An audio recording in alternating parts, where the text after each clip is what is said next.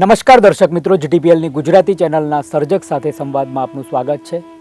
દર્શક મિત્રો, સર્જક સાથે સંવાદમાં આપ અનેક સર્જકો સાથે રૂબરૂ થયા છો. અનેક કવિ, લેખક, શિલ્પકારો, જૂની રંગભૂમિના કલાકારો, મ્યુઝિક કમ્પોઝર, ગાયક એમ સર્જકની આપણે બહોળા પ્રમાણમાં વ્યાખ્યા કરી છે. આજે એક એવા જ સર્જક સાથે રૂબરૂ થવું છે.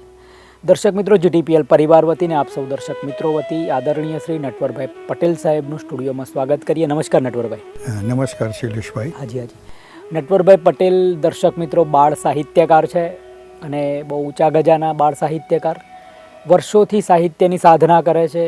300 કરતાં વધારે પુસ્તકો છે એમના અને અત્યારે એ અમદાવાદમાં વસવાટ કરી રહ્યા છે. નટવરભાઈ, પ્રથમ પ્રશ્ન આપને એ થાય, કાસવા, કડી તાલુકો, મહેસાણા જિલ્લો, આપનો જન્મ ત્યાં થાય છે. આપનું પ્રાથમિક શિક્ષણ કેટલું, માધ્યમિક કેટલું, કુલ કેટલું ભણ્યા આપ? હા શૈલેષભાઈ, વતન મારું મહેસાણા જિલ્લાના કડી તાલુકાનું કાસવા ગામ. ખેડૂતના ઘરે જન્મ અને ગામ તો એ વખતે 1950ની સાલમાં જ્યારે મારો જન્મ થયો 17મી નવેમ્બરે, એટલે એ વખતનો જે આઝાદી પછીનો થોડો ગાળો હતો અને ગામડાઓ હજુ તો વિકસિત થયા નહોતા, એવા ગામઠી શાળાઓ કહેવાય એવામાં મારું ભણતર થયું 1 થી 7 સુધીનું. પણ ત્યાં અમુક સાહેબો ખરેખર શિક્ષણને વરેલા હતા. ભલે અમને મારતા પણ એમની ભાવના અમે કંઈક શીખીએ એવી હોવાથી અમે કંઈક સારું શીખ્યા. એટલે માર ખાતા ખાતા મોટા થાય એવું કહીએ તો પણ ચાલે. બાપા પણ કદી એમ જ કે ના ભણે તો મારજો. પરંતુ એક વસ્તુ એવી હતી કે હું થોડો તોફાની ઓછો, એટલે મને માર ઓછો પડે અને ભણવામાં હોશિયાર, એટલે વર્ગમાં પહેલો નંબર તો કાયમ લાવતો. એટલે દાદાનો પણ વાલો, દાદા પણ મને ભણાવે. એટલે આ બધી બાબતોના કારણે ભણતર તરફ મારું લક્ષ્ય વધારે રહેલું. 6થા ધોરણમાં હતો ત્યારે સાહેબે હસ્તલિખિત અંક બનાવી, એમાં એક વાર્તા મારી લીધેલી એ મને યાદ છે. ત્યાંથી લખવાની શરૂઆત થઈ. વાહ વાહ. 6થા ધોરણ. હવે ગામમાં તો હાઈસ્કૂલ હતી જ નહીં, એટલે બીજે ભણવા જવું જ પડે. એટલે પિતાજીની મધ્યમ સ્થિતિ, ક્યાં મૂકવો, શું કરવું. મોટાભાગના છોકરાઓ અમારા ગામમાંથી ચાલતા કડી ભણવા જાય, પાછા આવે, આ રીતનું મોટાભાગના લોકોનું હતું. એટલે પહેલાં તો વિકલ્પ આ હતો, પરંતુ ગામમાં 2-4 લોકોએ કહ્યું કે ભણવામાં દીકરો હોશિયાર છે તો એને તું અહીંયા આ રીતે ના મૂક, ક્યાંક છાત્રાલયમાં મૂક. એટલે એના તપાસ કરતાં એમને ગામડાનું છાત્રાલય કહેવાય એવી જગ્યા વામજ હાઈસ્કૂલ કડી તાલુકાની જ હતી અને વિકસિત થઈ રહેલી હતી અને છાત્રાલય હતું, એટલે ત્યાં મૂકવાનો વિચાર કર્યો. જેથી કડી પણ છાત્રાલય હતું જ, પરંતુ ત્યાં શહેરમાં કે છોકરા બગડી જાય એના કરતાં તું આ ગામડામાં જ મૂક. એટલે એમ કરીને મારો પ્રવેશ વામજની હાઈસ્કૂલમાં થયો અને એને હું શુભ સંદેશ ગણું છું એટલા માટે કે ત્યાંના સાહેબો એટલા બધા આપણા માટે મરી ફીટે એવા હતા કે બાળકોને કંઈક આપી દેવું છે. અને એમાં મને ત્યાં ભેટો થયો એક સાહિત્યકારનો, અને એમનું નામ બહુ જાણીતા લઘુકથાના લેખક, કડીના વતની રમેશ ત્રિવેદી. એ સમયે જ હું પ્રવેશ થયો મારો ત્યાં 8મા ધોરણમાં, અને એ પણ ત્યાં તાજા ગ્રેજ્યુએટને બધું થઈને આવેલા.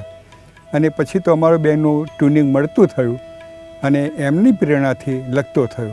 એમનું એક વાક્ય મને ગમ્યું કે આ નટુ, તું નિબંધો લખે, સરસ લખે છે, કંઈક તારી જુદી કલ્પના હોય છે, તું લખતો થા, લખ. અને બીજું એમનું, એ અમારા જે સાહેબ હતા ને, બોર્ડ ઉપર પણ એમના આરામ ચાંદીમાં વાર્તાઓ આવતી એ બધી મૂકતા. મોહનભાઈ સાહેબની મૂકતા, દિલીપ રોયની મૂકતા, બીજા લોકોનું પણ સારું હોય મૂકતા. આ બધું અમે વાંચતા રિસેસમાં બીજા બધા રમવા જતા રહે, હું ત્યાં એ બોર્ડ પાસે ઊભો રહીને સંપૂર્ણ એનું વાંચન કરું, મજા આવે. એટલે આમ કરતાં સાહિત્યનો થોડો રંગ લાગ્યો અને સાહેબનો થોડો સાથ મળ્યો. પાછું સાહેબ એક વૈખરી કરીને અનિયતકાલીન અમે મેગેઝિન જેવું કહેવાય સ્કૂલનું એવું છાપતા, સાયક્લો સ્ટાઇલ કરીને આપતા દરેકને. એટલે એમાં પણ લખવાનું બન્યું. એ વખતે જ મેં 4 વર્ષ ત્યાં ભણ્યો, ત્યાં સુધીમાં મને 3-4 લેખો લખવાનું તક મળેલી. સાહેબે છાપેલા પણ ખરા. વામજમાં એ વખતે એટલું બધું વામજ વિકસિત હતું કે ત્યાં છાત્રાલય પણ હતું એમ? હા, અચ્છા, એ મોટું લોકોએ ગામ છે. નવો વિચાર કર્યો. ગામના એક શેઠ હતા, બોમ્બે ગયેલા, તેમને દાન આપેલું ને એ બધું, એના કારણે સરસ રીતે આ લોકોને અચ્છા, તો વિચારો. એમાં અમારા જે આચાર્ય સાહેબ હતા જેઠાભાઈ ત્રિવેદી અને અમારા ગૃહપતિ હતા અંબુભાઈ પટેલ, એ બેની દ્રષ્ટિ કામ કરી ગઈ. સતત એ લોકો એની પાછળ રચ્યા પચાર્યા હતા. એ અમને ગમતું. છાત્રાલયમાં રોજ સાંજે અમારા અંબુભાઈ સાહેબ રોજ નવી નવી વાતો કરે. એટલે એ સાંભળવા જ માટે મને ઉત્સુકતા અમને રહેતી કે આજે સાહેબ શું વાત કરશે. અને પ્રાર્થનામાં સાંખ્યયોગનો જે ગીતાનો અધ્યાય છે એમાં પેલા ચિત્તપ્રજ્ઞા લક્ષણો ખરા ને, એ રોજ બોલાયેલા, એ કાયમ મોડે થઈ જ ગયેલા. બરાબર. અને કેટલા વિદ્યાર્થીઓ હતા છાત્રાલયમાં? છાત્રાલયમાં લગભગ 200 જેવા, 180 થી 200 વિદ્યાર્થીઓ રહેતા. રોજ એટલું જમવાનું બને સવારના? વ્યવસ્થા બધી સારી? બધી સારી, પણ એટલે ગામડાના પ્રમાણમાં થોડી ઓછી રહે, પણ એ ચોમાસું આવે ત્યારે પાણી ભરાઈ જાય, મેદાનમાં પાણી ભરાયું હોય, મચ્છરો પડે, કરડે, લોકો બીમાર પણ પડે, તો પણ સાહેબ એ બધાની કાળજી ખૂબ રાખતા. એટલે એ વખતે પંખાઓ ને એવી સગવડ નહીં હોય? નહોતી, પંખાઓ નહીં અને ટ્યુબ લાઇટો નહીં, ફક્ત ગોળો. અને ઘણીવાર લાઇટ ગામડામાં તો જતી પણ રહે. એટલે એ વખતે પાછા સાહેબ બધાને ભેગા કરે ને કંઈક વાત કરે કે જેથી બધાનું એ જળવાઈ રહે, કોઈ તોફાન ન કરે વર્ગમાં, રૂમમાં. એટલા માટે. એટલે કુલ કેટલું ભણ્યા નટવરભાઈ? 11મું એ વખતે મેટ્રિક કહેવાતું. પછી કોલેજમાં પહેલાં તો હું વડોદરા ગયેલો MS યુનિવર્સિટીમાં, પણ ત્યાં પહેલા વર્ષે તમને કહું, આટલો હોશિયાર વિદ્યાર્થી, મારું લક્ષ્ય થોડું સાહિત્યનું અને મને સાયન્સમાં મૂકવાનું થયું, એટલે મારો જીવ પહેલાં માછલી તરપડે એવું થયેલું અને પરીક્ષા વખતે જ બીમાર પડી ગયો. એટલે એક પેપર બરાબર મને ખરાબ ગયું, એમાં 2 માર્ક્સ માટે આખું વર્ષ મારું ફેલ ગયેલું. બરાબર. પછી અમદાવાદ આવી ગયો. અમદાવાદ પણ KP ભવનમાં જ રહીને પછી MG સાયન્સ કોલેજમાં ભણવાનું થયું અને ગ્રેજ્યુએટ થયો. અને BSc કર્યું? BSc કર્યું? હા, BSc કર્યું. અને પછી ટીચર તરીકે જોડાયા? પછી ટીચર તરીકે 1 વર્ષ સર્વિસ કરી કઠવાડા સ્કૂલમાં ગામડામાં જ, અને પાછો BEd કર્યું. અને BEd કર્યા પછી વ્યવસ્થિત લાઈન ગાડી પાટા ઉપર આવી એમ કહેવાય, શિક્ષક લાઈનમાં. ક્યાં શિક્ષકની નોકરી પ્રથમ ક્યાં સ્વીકારીને રિટાયર ક્યારે થયા? પ્રથમ મેં કહ્યું ને કઠવાડામાં 1 વર્ષ ગ્રેજ્યુએટ થયા તરત જોડાયો. પછી અમદાવાદમાં તપાસ કરવા મળી ત્યારે એ 10 ધોરણની SSC અને 11-12 હાયર સેકન્ડરી આવો ટ્રેન્ડ ચાલુ થયેલો. એના કારણે બધી જે શિક્ષણ વ્યવસ્થા થોડી ગેરવ્યવસ્થા થઈ, એટલે હાઈસ્કૂલમાં ભરતી બંધ થઈ ગઈ. ઉપરથી કોલેજમાં સરપ્લસ થયા હોય, બધાને ત્યાં સમાવવા પડતા 11-12માં. આવું બધું જે વાતાવરણ થયું, એટલે મને હાઈસ્કૂલમાં નોકરી ન મળી. એટલે પછી અમે ગુજરાતી કોઈ એટલે પ્રાથમિક શાળા એમાં પ્રયત્ન કર્યો. એમ પ્રયત્ન કરતાં કરતાં મને બાબાભાઈ સાહેબ, બાબાભાઈ પટેલ જે સેન્ટ ઝેવિયર્સ કોલેજના, એમણે એક મિશનથી નવંગ શાળા શરૂ કરેલી અમદાવાદમાં નાણપુરા વિસ્તારમાં. 23માંથી મારી પસંદગી થઈ. એક શિક્ષક લેવાનો હતો એ વખતે, એક બેન બીજે જતા હતા, તે હાઈસ્કૂલમાં જતા હશે એટલે. અને એમને મને એક જ વાક્ય કહ્યું કે તમારું આ જે સાહિત્યનો પાસું છે એ માટે મેં તમારી પસંદગી કરી છે, કારણ કે હું પણ પોતે સાહિત્યકાર છું. એટલે તમારું એટીટ્યૂડ ને તમારું વલણ ને વાતો ઉપરથી મને લાગ્યું કે તમે આ બાળકો સાથે વ્યવસ્થિત ટ્યુનિંગ કરી શકશો. અને મેં એમને વિશ્વાસ આપ્યો કે સાહેબ અહીં રહીશ ત્યાં સુધી હું ખરેખર કામ કરીશ. અને કામ કર્યું, એનું પરિણામ પણ મળ્યું. મને હાઈસ્કૂલમાં જવાનો જ્યારે તક મળી, ઇન્ટરવ્યૂ આપ્યો ત્યારે હજુ ત્યાં મંજૂરી મળી નથી. એટલે સાહેબને વાત કરી, કીધું આવું થયું છે મારે અને હું હાઈસ્કૂલમાં જાઉં. મને કે ત્યાં ના જશો, અહીંયા હાઈસ્કૂલમાં જગ્યા પડશે, હું તમને જ લેવાનો છું. પણ બીજા મિત્રોએ સલાહ આપી કે આવું ન કરતા, કારણ કે કદાચ જગ્યા પડે ત્યારે કઈ પરિસ્થિતિ પેદા થાય. અત્યારે જે પરિસ્થિતિ પેદા થઈ છે ને તમને નોકરી મળે છે, લઈ જ લો. એટલે ચાંદોડી આપી હાઈસ્કૂલમાં હું જોઈન થયો. પણ છેલ્લા દિવસ સુધી ત્યાં કામ કર્યું, બીજા દિવસથી ત્યાં ગયો. અને અહીંયા એમને કહ્યું કે તમારો કોઈ 3 મહિનાનો અગાઉ રાજીનામું મૂકવાનો જે નિયમ છે ને બધું, એ તમારા માટે હું નથી રાખતો, કારણ કે તમે અહીંયા સરસ રીતે કામ કર્યું છે. એ વખતે અમારા ત્યાં નિયામક તરીકે ઉમાશંકર જોશીના ભાઈ કાંતિભાઈ જોશી કામ કરતા હતા. એટલે એમનો પણ મને સપોર્ટ સારો મળ્યો હતો. નટવરભાઈ, પ્રથમ પુસ્તક કયું અને કુલ કેટલા પુસ્તકો થયા? પ્રથમ પુસ્તક મારું ઉડન ફુગ્ગો એવું નામ છે. વાર્તાઓનું હતું. કયા જગબગ વર્ષમાં? ને ગાંડીઓમાં બધામાં જે છપાયેલી વાર્તાઓ ખરી ને કયા વર્ષમાં થયું એ 1984માં થયું. પ્રથમ પુસ્તક? હા, અને એની પ્રસ્તાવના લખાવવા માટે હું યશવંત મહેતા પાસે ગયેલો. એ વખતે એમનું હર્ષ નાયક, યશવંત મહેતા, જીવરામ જોશી, રમલાલ સોની, આ બધાના સરસ નામ અને ખૂબ લખે. એમનું બધું અમે વાંચીએ પણ ખરા. એટલે એમની પાસે ગયેલો ત્યારે એમણે પ્રેમથી મને આવકારેલો અને 2 મહિને, પણ એ બહુ જ ફ્રી નહોતા પડતા, તે 2 મહિને 3-4 વખત હું ગુજરાત સમાચાર ઉપર જઈને, કે કારણ કે ફોન હતા ને એ વખતે ઘરમાં કે સ્કૂલમાં, એટલે જતો અને પછી વાત કરી હતી કે ના, કે ભાઈ કે આજે ખોટા આવી ગયા, એમ કરો 15 દિવસ પછી આવો. પાછું ફરી જવું એટલે કે સોરી હજુ નથી લખાયું, પણ લખી આપી. અને એમણે મને કહ્યું, એમને બધા બેઠા હતા મિત્રો, એમને પ્રસ્તાવના વાંચી સંભળાવી ત્યાં ત્યાં, એમને પોતે વાંચી અને કહ્યું કે એક મરજીવો બાળ સાહિત્યમાં આવી રહ્યો છે જેમાં કશું જ મળવાનું નથી, નથી માનપાન મળવાના, નથી કંઈ પૈસા બહુ મળવાના, છતાં પણ આવા લોકો આવે છે એનો મને આનંદ વ્યક્ત કરું છું. એવું કરીને મને આવકારેલો. અત્યારે પણ એવું બધું યાદ કરે કે આવો મરજીવા. બરાબર. નટવરભાઈ, ફેમિલીમાં કોણ કોણ છે અને ફેમિલીનો સહયોગ કેવો? નટવરભાઈ બાળ સાહિત્યની પાછળ પડ્યા હોય, કેળવણી કાર બનીને બાળકોની શિબિરો, આ બધું થતું હોય, ઘરનો સપોર્ટ કેવો? કુલ કેટલા મેમ્બર છે ઘરમાં? પહેલાં બા જીવતા હતા ત્યારે મારી સાથે જ રહેતા હતા અને મારા પત્ની અને 2 બાળકો. એ અમારો પહેલાં શરૂઆતનો અમદાવાદનો સંસાર ઘણો હતો, જે ગણો તે. મારા પત્ની ધોરણ 7 જ પાસ હતા ગામડામાં, પણ એની કોઠાસૂઝ અને મને સમજવાની શક્તિ એ ખરેખર સારી હતી. તે મારા બધા જ ટાઈમો પણ સાચવે, બધી રીતે એના સપોર્ટથી જ હું આગળ આવ્યો એમ કહું તો પણ ચાલે. કારણ કે જો ઘરમાં વાતાવરણ જે પ્રકારનું ન સર્જાય, પણ પછી તો એને મારો પણ રંગ લાગેલો અને રોજ મારું તો વાંચે પણ બીજું બધું જ વાંચતા થઈ ગયેલા. અત્યારે હાલ પણ એ કોઈ પણ પુસ્તક આવે તો પહેલાં એ વાંચી લે કે પહેલાં હું વાંચીશ પછી તમે વાંચજો, આવો એ લે. અને દીકરાઓને તો નાના હતા અને પછી તો બા પણ બહુ ભણેલા નહીં, એટલે કંઈક કહે ત્યારે હું વાંચી સંભળાવતો કે પુસ્તકો બીજા લાવી આપતો હતો, પણ એ બહુ વાંચી શકતા ન હતા. પણ મારા પ્રગતિમાં એમનો પણ ફાળો ખરો. પિતાજી તો વહેલા ગુજરી ગયેલા, એટલે હું કોલેજમાં આવ્યો એ જ વર્ષે કેન્સર હોવાથી ગુજરી ગયેલા. એટલે ઘરની થોડી મદદરૂપ થવાની ભાવનાથી મારે કોલેજમાં ટ્યુશનો પણ કરવા પડેલા અમદાવાદમાં આવ્યા પછી, જેથી નાની બહેનો હતી 4, એટલે બધાને મદદ કરવા માટે. બરાબર. નટવરભાઈ, કુલ કેટલા પુસ્તકો થયા? હા, મારા કુલ 300 જેવા થયા. એમાં બાળ સાહિત્ય ઉપરાંત શિક્ષણ લાઈનમાં હતો એટલે શિક્ષણના પુસ્તકો લખવાનું હતું. ચિંતનાત્મક એ ખરા અને પૂરક પુસ્તકો. એ વખતે બધું સરકારની બધી જુદી જુદી સ્કીમો હતી કે બાળકોને પૂરક વાંચન મળી રહેવું જોઈએ. એટલે વિજ્ઞાનના પુસ્તકો હોય તો વિજ્ઞાનમાં હવા, તો હવા વિશેની વાત આખી શરત ચોપડી બનાવવાની. પ્રાથમિક ઉપચાર તો પ્રાથમિક ઉપચારની શરત ચોપડી બનાવવી પડે. રાસાયણિક પદાર્થો તો આવા પુસ્તકો મને ગુર્જરના મનુભાઈ ત્યાં સાહેબના કારણે, યશવંતભાઈના કારણે ઓળખાણ થઈ, એટલે એના કારણે તેમને કહ્યું કે તમે શિક્ષક તો આ લખી શકશો, મને આવો લખી આપો. અને એમાં એમની આખી ટીમ હતી દરેક જુદા જુદા પુસ્તકોને જુદા વિભાગોમાં. એટલે વિજ્ઞાનના પુસ્તકો મારે ત્યાંથી ઘણા બધા થયા.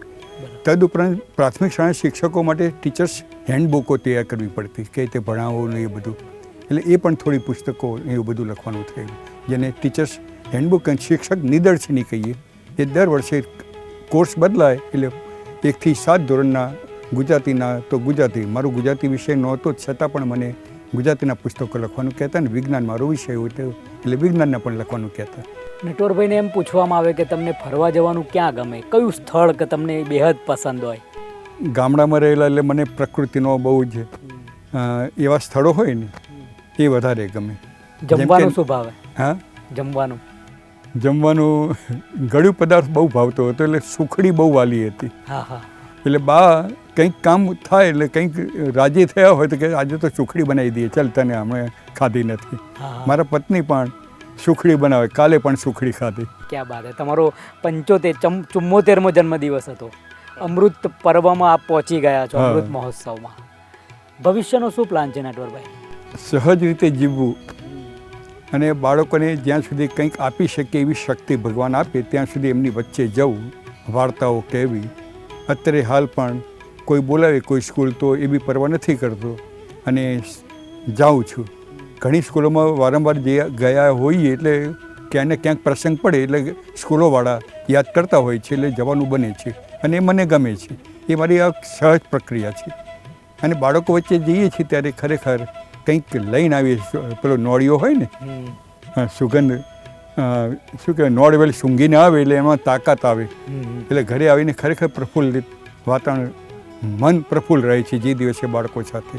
ઘણીવાર તો હું અમારી સોસાયટીના બાળકોને ભેગા કરીને વાર્તાઓ કહેતો હોઉં છું. બરાબર.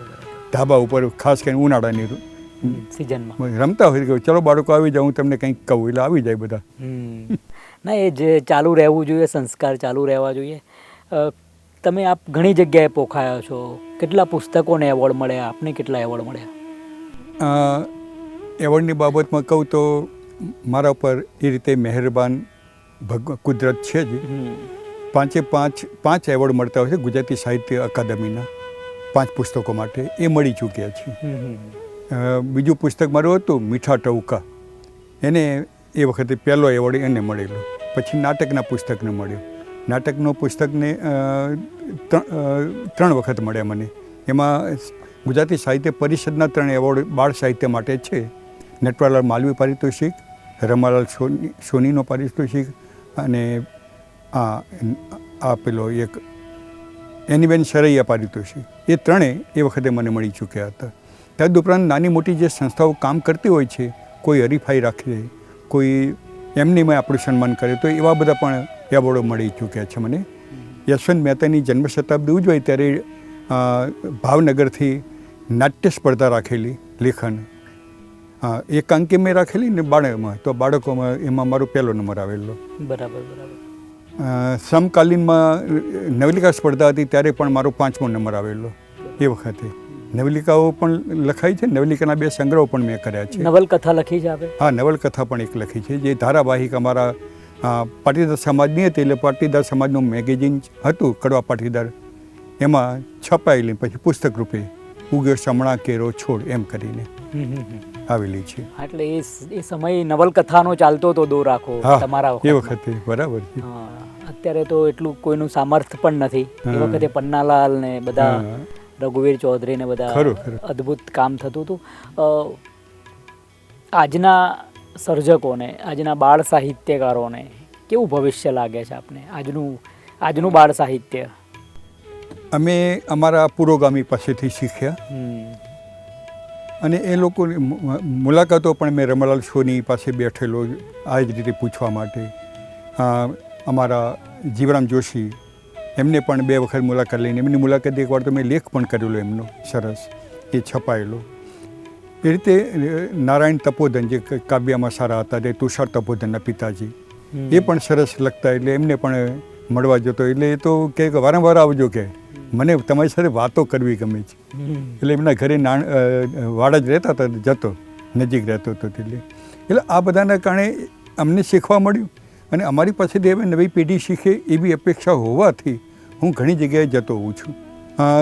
શિક્ષકોનો કેટલાક સેમિનારો કહેવાય કે શિક્ષકોને તૈયાર કરવા માટેની સરકારની કેટલીક કાર્યક્રમો હોય છે, એમાં પણ એ લોકો બોલાવે છે કે બાળ સાહિત્ય વિશે વાત કરો, કે શિક્ષણ બાળકો સાથે કઈ રીતે કામ કરવું.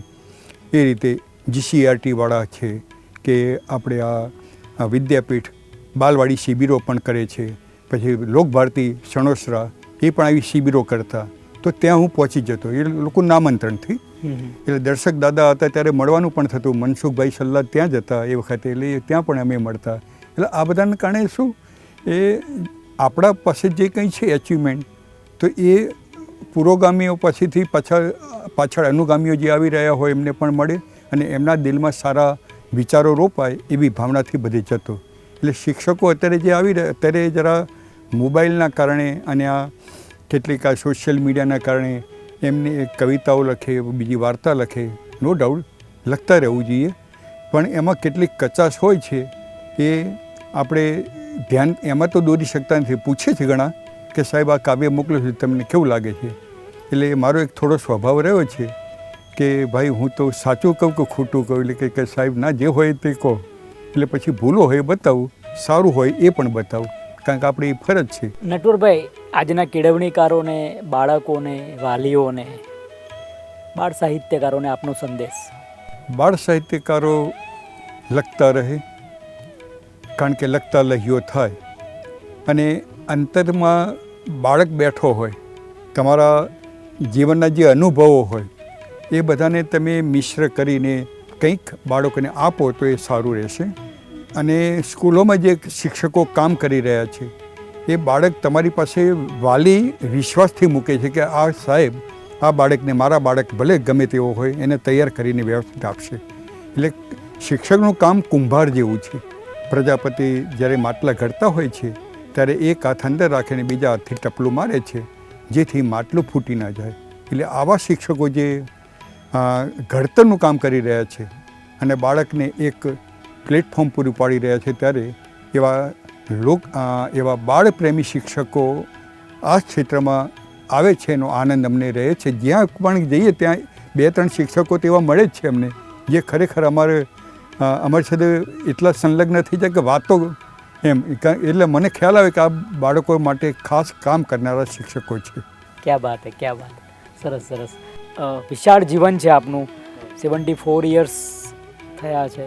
કોઈ પ્રશ્ન મારાથી ના પૂછાયો હોય, આ પ્રકાશ પાડવા માગતા હોય? હા, એમાં તો આપે શૈલેષભાઈ આમ તો બધી જ વાત સરસ રીતે કરી, પૂછી છે મને. મારામાં કંઈક જે કંઈ વાતો હતી એ બધી બહાર લાવવાની તક પણ તમે આપી. છતાં ઘણીવાર આપણને એમ થાય ક્યાંક નિરાશા પણ આવી જાય છે આપણને. સાહિત્યમાં પણ ખરું અને શિક્ષણમાં પણ ખરું. એટલે એ જોઈએ ત્યારે મન ઉદાસ થઈ જાય છે પેલા અર્જુનની જેમ. પણ પાછા કૃષ્ણનો આ ગીતા વાંચીએ એટલે પાછું આપણને એમ થાય નહીં સાવ નિરાશ થવા જેવું નથી. એમાંથી પણ એ લોકોને સમજાતું જશે એટલે ખરાબ છૂટી જશે અને સારું સારું લખતા થશે. દર્શક મિત્રો, આપણે નટવરભાઈ પટેલ સાહેબને મળી રહ્યા હતા. જીવનના એ બ્રહ્મચર્ય, ગૃહસ્થાશ્રમ, વન પ્રસ્થાન અને હવે સંન્યાસ 75 વર્ષની ઉંમરે પહોંચ્યા છે. આપણા સંસ્કૃતિના 4 આશ્રમો, ગીતા પર પણ એમણે સારું અધ્યયન કર્યું છે. છેક બાળપણથી લઈને 6ઠ્ઠા ધોરણમાં જ એમની પ્રથમ વાર્તા છપાઈ હતી. એટલે મૂળ તો બાય બોર્ન કલાને વરેલા લેખક છે, કવિ પણ છે, બાળ સાહિત્યકાર. એમણે કવિતાઓ પણ સરસ કરી છે. આપણે એમના મોઢે આમ તો પૂરું થવા આવ્યો છે સમય, પણ એક નાનકડી બાળ કવિતા સાહેબ, 1-2 લીટી ખાલી. એક હતો ભોપો, એની પાસે ટોપો. ટોપો હતો કાળો, લાલ ફૂમતા વાળો. માથે પહેરી ટોપો, ફરવા ચાલ્યો ભોપો. સામે મળ્યો ગોપો, એણે માગ્યો ટોપો. ખેંચમ તાણ ચાલી, ભોપો રાખે જાલી. ફાટી ગયો ટોપો, રડવા બેઠો ભોપો. દર્શક મિત્રો, આ તમે જુઓ, આ બાળ સાહિત્ય સર્જન કરવું ને પણ એ બાળક જેવું બનવું પડે છે. તમારી બુદ્ધિ જ્યારે તમે એને બાળક જેવી કરો, નિર્દોષતામાં આવો, કારણ કે એ તો જીવન છે. બાળકને પરમાત્માએ લખેલો પ્રેમપત્ર એટલે બાળક. અને એ બનીને તમારે એમનું માનસ કઈ રીતે વિચારશે, બાળકને શું ગમવાનું છે, આ માટે તમારે બાળક બનવું પડે. એટલે બાળ સાહિત્યકારનું કામ સૌથી અઘરું છે મારા મતે. તમે જે મેચ્યોરિટી માટેનું, મેચ્યોર માણસો માટે લખો છો એ તો સાવ સહેલું છે કે તમારી એ ઉંમરમાં જ તમારે એ વસ્તુ કરવાની છે, જેમ જેમ તમે જેમ મેચ્યોર થતા જાઓ. પણ બાળ સાહિત્યમાં તો તમારે પાછા બાળક બનવાનું છે, નિર્દોષ બનવાનું છે. નટવરભાઈ પટેલે એ જ કીધું કે હું જ્યારે સ્કૂલમાં જઈને આવું, બાળકો પાસે જઈને આવું એટલે એટલો બધો પ્રફુલ્લિત થાઉં છું, એ દિવસનો ઓક્સિજન મને મળી જતો હોય છે. અને આ ખરેખર સાચી વાત છે. બધા બાળક બનો, નિર્દોષ બનો, પ્રકૃતિ સાથે રહો. નટવરભાઈ પટેલને મળીને આનંદ થયો છે. બાળ સાહિત્યમાં ઉજળું નામ છે. જીટીપીએલ પરિવાર વતીને આપ સૌ દર્શક મિત્રો વતી હાર્દિક આભાર માનીએ સ્ટુડિયોમાં આવવા માટે. આભાર સાહેબ. નમસ્કાર.